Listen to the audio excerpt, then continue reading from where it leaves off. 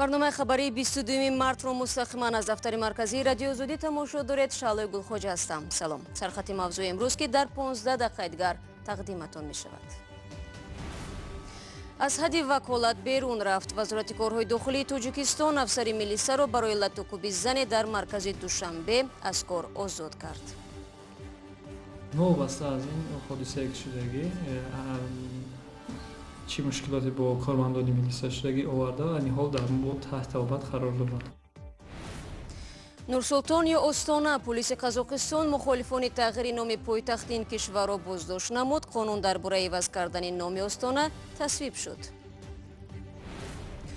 در بزم وطن آی بیا جای تو خالی است و یا نوروزی بعضی مادران تاجیک امسال نیز با یاد فرزندان رهدورشان میگذرد.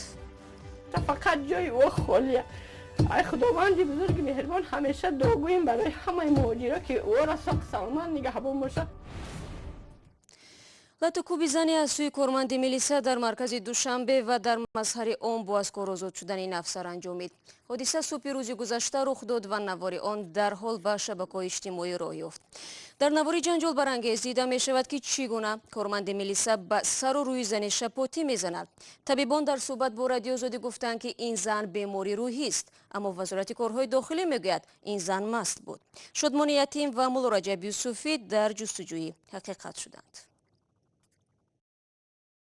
مدینه شمسова ساکنه 33 ساله ترسونزاده در اینجا در شفاخانه گرفتاران بیماری روحی در ناحیه رودکی ثبت نام شده است. طبیبان میگویند او را 3 سال پیش برای معالجه آوردند و ثبت نام کردند و هرگاه که بیماریش خروج کرد طبابت میگیرد. با گفته طبیبان بیماری مدینه شمسова گاه خروج میکند و درمان دارد. خب شمس مدینه در بیمارخانه ما یک چند مرتبه بستری گشتگی با اختلال رفتار در چه استفاده مشروبات اسپریتی. خب این زمان خیلی حالت رویش خوب است. انا وابسته از این حادثه که شدگی چی مشکلاتی با کارمندان میلیسا شدگی آورده و این حال در تحت تعقیبات قرار دارد و معاینه قرار دارد. نام مدینه شمسова که به دلیل‌های اخلاقی سیمایش را نشانه می‌دهیم، بعد لطوکوبی او از طرف کارمند میلیسا ورد زبان کاربران شبکه‌های اجتماعی شد. روز 21 مارت در فیسبوک ویدئویی نشر شد که نشان می‌دهد چگونه مأمور میلیسا او را می‌زند و مدینه فریاد می‌کشد.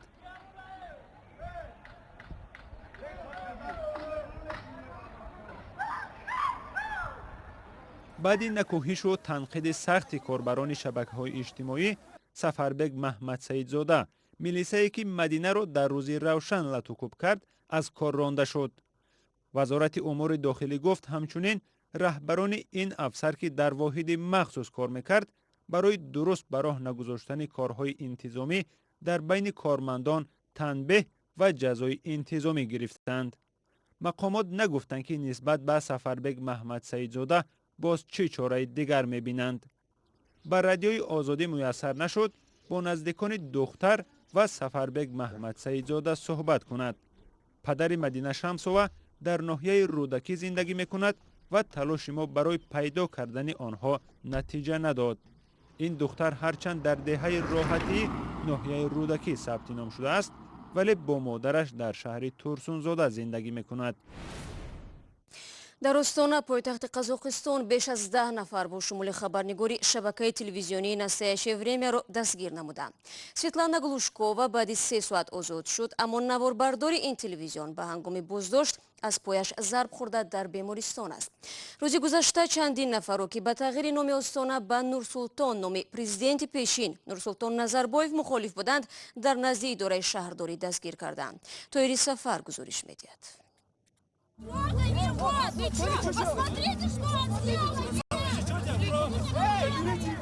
دعوا و کشمکش تظاهرگران با ماموران پلیس در استانا. روز 21 مارت تقریباً 20 نفر از ساکنان شهر به نشان اعتراض از تغییر نام استانا به اینجا آمدند. آنها نمیخواهند که شهر نام نورسولتان را بگیرد. تظاهرات در نزد شهرداری استانا صورت گرفت ولی دیر دوام نکرد.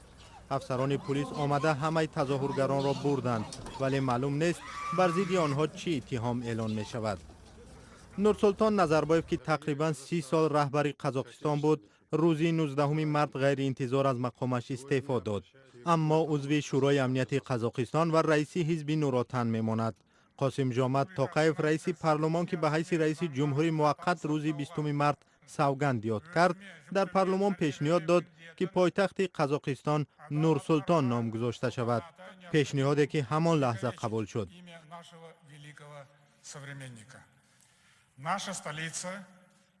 پایتخت کشور باید نام رئیس جمهوری ما را داشته باشد و باید نورسلطان نام بگیرد.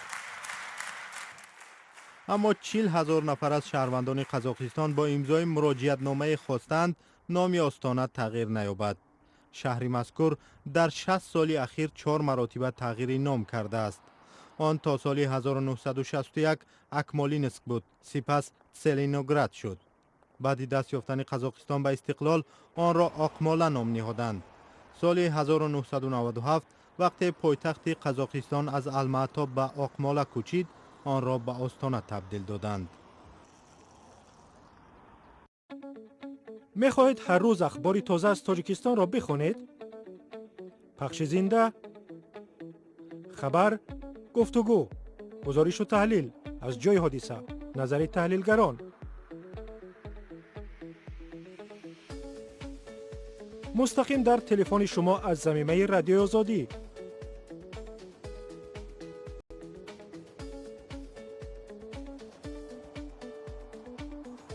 در بخش جستجو رادیوی آزادی نویسید. یافتید دکمه گت یا اینستال را پخش کنید. زمینه را باز و با کار آغاز کنید. بله را پخش کنید تا از خبر و گزارش های نو بخبر نمانید. با رادیوی آزادی در جریان حادثه ها باشید. بله، با رادیو آزادی در جریان خبر و حادثه ها هستید. یک هفته بعد مناقشه بین دهات مرزی تاجیکستان و قرقیزستان، ساکنان این مناطق نوروز را پیشواز میگیرند. در مناقشه اخیر 2 شهروند تاجیکستان کشته و بیش از 20 نفر آسیب دیدند. با اینکه اکثریت درباره احترام به همدیگر و همزیستی دوستانه و نزدیک صحبت میکنند، به زودی حل شدن مسئله خط مرزی بین دو کشور را کلید مشکلات میدانند. در آستانه تجلیل عید نوروز، گروه خبرنگاران بخش تاجیکی و قرقیزی رادیو آزادی از دهات خوجه علای تاجیکستان و تاشتومشوق قرقیزستان دیدن کردند. من خودم مکتب تاجیکی را ختم کرده ام. خود تاجیک ها آدم های خوب هستند، ولی گاه چنین حادثه ها رخ می دهند. در یک خلط کارتوشکا هم حتما یک دانه کارتوشکای بد پیدا می شود. آدمان بد هم هستند، آخر هم در میان قرقیز ها و هم در میان تاجیک ها.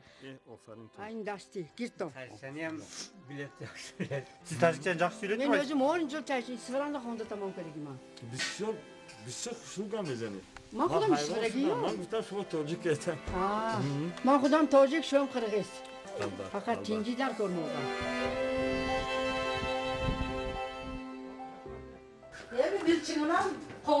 یک پیاله سومالک گرفته همسایه ها را ضیافت میکنم. خدا را شکر پسر و دختر دارم. بسم الله. الها همه چیز خوب باشد و تینجی و امانی. پیش از همه به مردممان صلح و آرامی و برکت آرزو میکنم.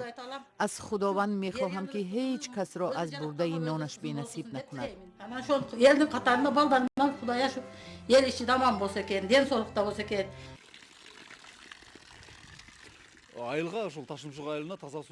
بدیهای تاشتومتوک خط آب را قرقیزها و تاجیکها همراه آوردند. قرقیزستان آب و قبور راست کرد. تاجیکها از روی حشر و قرقیزها یاری رساندند. این آبی تازه را هر دو مردم برابر استفاده می کنند.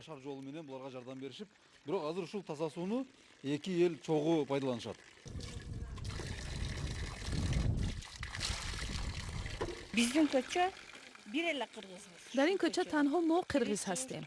در همه ایتها همراه هستیم. نوروز رو هم همراه تجلیل میکنیم. همش خوب است. در توی ها هم کنار هم میشنیم. با همسایه ها یک روز رو تعیین کرده بعد دیدنشون میرویم. آنها هم همه خیل میآیند. همه خیل زندگی میکنیم. belgilep biz de onları mıyım akılat, biz onları mıyım akılat, şunu tutras. Ana خانه سفید من قرقیزه. یعنی آجی سفر بود. انا در این محل تاجیکان و قرقیزها کنار هم زندگی میکنند. ساکنان دهه خواجه اعلی و دهه تاشتمشوق، دهه های هر دو کشور و همه خصوصا ما با هر کس که صحبت میکردیم کلانسالان میگن که بسیار خوب و بسیار دوستانه زندگی میکردند و تا امروز هم همون رشته های دوستی دارند و بسیار میخواهند هم جوانا هم کلانسالا که همین رشته دوستی بین خلقا مستحکم باشد، دائم با صلح در آرامی همدیگر فهمی دوستانه زندگی کنند. گزارش کامل از روستاهای مرزی تاجیکستان و قرقیزستان را در وبسایت ozodi.org و هم کانال آزادی ویدیو در یوتیوب میتوانید تماشا کنید. ما موضوع نوروز را ادامه میدهیم. در رمضان امسال جای صدها مهاجر توجیک در سفره ادانه وطن همانا خالی باقی میماند. خانواده های زیاده از جمله در جنوب تاجیکستان این شب روز نوروز را در حلقه زنان و کودکان و یا پیرانسالان تجلیل میکنند و یک پاره دل خود را به یاد مردان مهاجرشان میبخشند. مادران و همسران میگویند اگر در تاجیکستان کار و درآمد بود هیچگاه نزدیکانشان را به مکانهای دور برای کار نمیفرستادند، چون همین غربت سالهاست که فرزندان را از بر مادران دور کرده و بعضی مردان خانواده همسر و کودکانشان را به باد فراموشی سپاریدند. فاطمه واحدова به محفل نوروزی دعوت شده است، اما هدف از تشریفش دیگر است. فرزندامون در همیشه در برمون باشن خدا جان. هر یکی از این زنان مدت هاست از نزدیکان خود دورند. بینای لب چی بوی دارد، سبزی نجوان چی گو تو گوی دارد، سبزی نجوان قد همه لیپیست در مبینی سجوان و گل دسته. فاطمه واحدova زنی تنها 5 سال می شود دو فرزندش را ندیده است. محرم میگوید بسیاری پسرش را نمی بیند. از شوهر جمعه گل چندین سال هاست خط و خبری نیست. خصوصا برای شوهر خودم گپ میزنم که این قدر سال نیسته یادی ما کنه، یادی فرزنداش کنه. آمین. ای دوری ها جگر گشت کباب، از دیده انتظاری میریزد و آنها یکی همسر دیگری مادرند که نزدیکانشان را ره دورها می نامند. مردهای آنها از جمله میلیون نفره تاجیکانند که به شهرهای روسیه برای دریافت جای کار مهاجر شدند. اول فرزندای مهاجرمون باید میگه که اونو نیستن که ما هم در سر خونی ما باشه، فقط جای او خالیه. ای خداوند بزرگ مهربان همیشه دعا گوییم برای همه مهاجرا که او را ساق سلامت نگهبان باشه. آنها به بهانه هر سرو معرکه و محفل جمع می شوند و هر یکی به گفته مردم اینجا کوفتی دل می برورد. این بار آنها به خانه بیبی پری 89 ساله آمدند تا اینجا مجلس برپا سازند. نوروز را ایام دعا و نیایش می شمارند. به اعتقاد آنها مراد دل گفته شده در آستان نوروز حاصل می شود. بخصوص اگر پیران روزگار دیده به این دعاها شریک شوند. آینده فرزندای ما هم به یاد بیارن که مادرای ما همین کارا را میکردن. اوقاتهای ملی تاجیکستان ایهشانه رو را. البته به آب چشم نمی شود. کسی هم گریه می کند به تیزی توصیه این عمل بی‌خاصیت را می گیرد. در نوروز نباید اشک ریخت، چون که سال نو را به کدام طبع پیشواز بگیری همان نو تقدیر را تکرار خواهی کرد. با امید پایان یافتن انتظاری ها و رسیدن دیدار به دیدار برنامه امروز خبری را انجام میدیم.